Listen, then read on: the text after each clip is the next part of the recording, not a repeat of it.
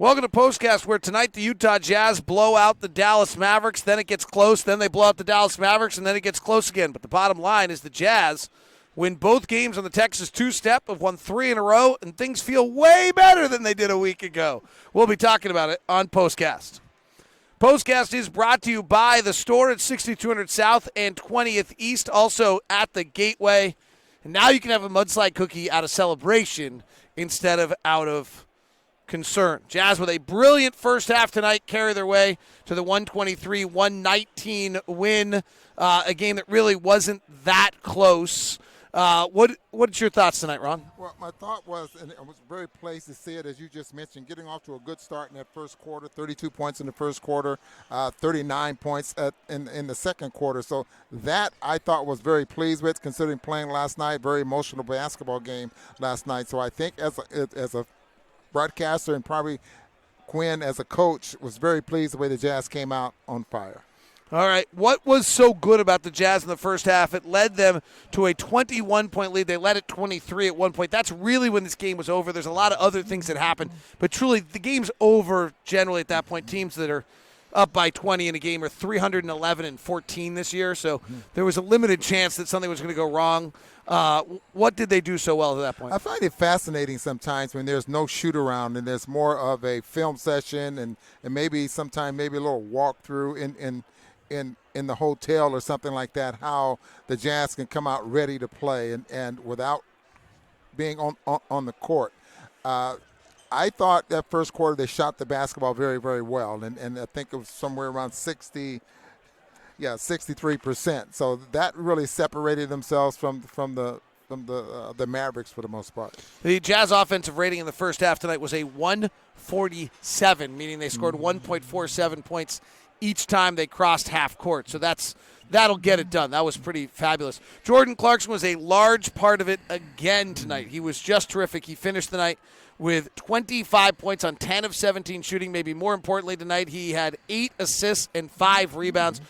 What has he brought to this team? Well, his ability to put the ball in the basket, his ability to come in the basketball game when the Jazz are playing well and then push it farther, a little bit farther.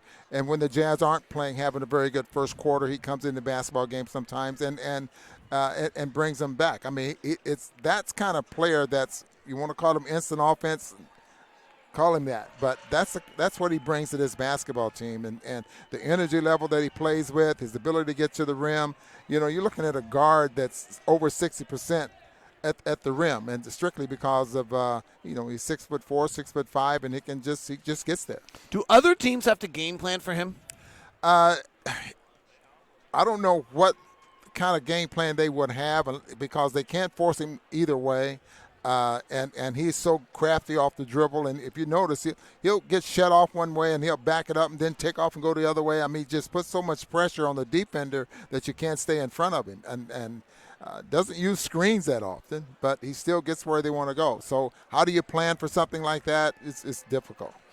Jazz tonight played one of the best offensive teams in the league, or the best offensive team has actually been as good offensively without Luka. It did feel uncomfortable because of their firepower.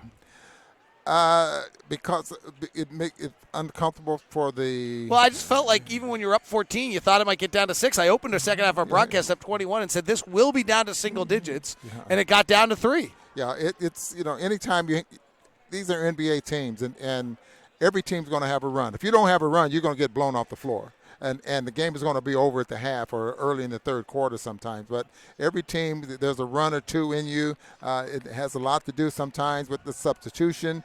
You might have a 5 on the floor that's really having a good night, and you have to give those guys a rest, and all of a sudden you lose it. It's just being able to survive those runs that you end up winning games. Tim Hardaway had 33 for the Mavericks. Porzingis had 28. Gobert for the Jazz, 17 points and 16 rebounds. It was an interesting battle between Porzingis and Gobert tonight. I think I enjoyed watching that, but I think they enjoyed and accept the challenge of playing against each other. 7'3", 7'1", guy that can stretch the floor from 3, and then Rudy Gobert, who's so dominant down there in the paint. I mean, it's a battle of giants for the most part. It has to be fun to watch. Since the Jazz acquired Jordan Clarkson, the Jazz are 17-6. That's a pace to a 60-win team. They're the number one offense in the NBA. They obviously played a shorthanded team without Luka tonight. But what is your thought on how valid that 17-6 is and how good this team is? It's legit. That's for sure. I mean, this is a very good basketball team. He's made this team better. Just think about that. The Jazz were the first team to make a trade. And the trade has benefited the Jazz and the success of this basketball team. As you just mentioned, 17-6 since the trade was made. So it was a trade that had to be made for the Jazz going forward, and he's lived up to the billing. 23 for Bojan. He took it to Porzingis for a few times early in the ballgame. 23 for Donovan tonight, who I think is on fumes, but was 8 of 12 tonight impressively. Jazz just shoot lights out tonight. 15 of 35 from three. They continue their stretch of, I think now 15 straight games with 10 or more threes. Thank you to Mountain America Credit Union for continuing to donate lots and lots. Little did they know what they were doing when they did that promotion.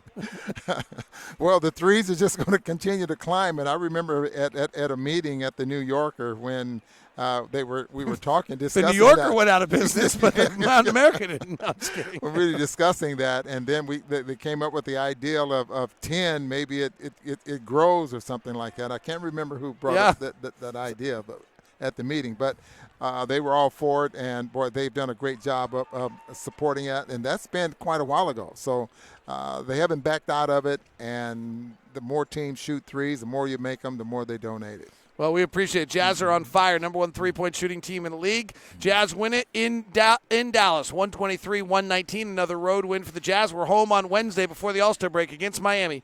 Thanks for tuning in to POSTCAST.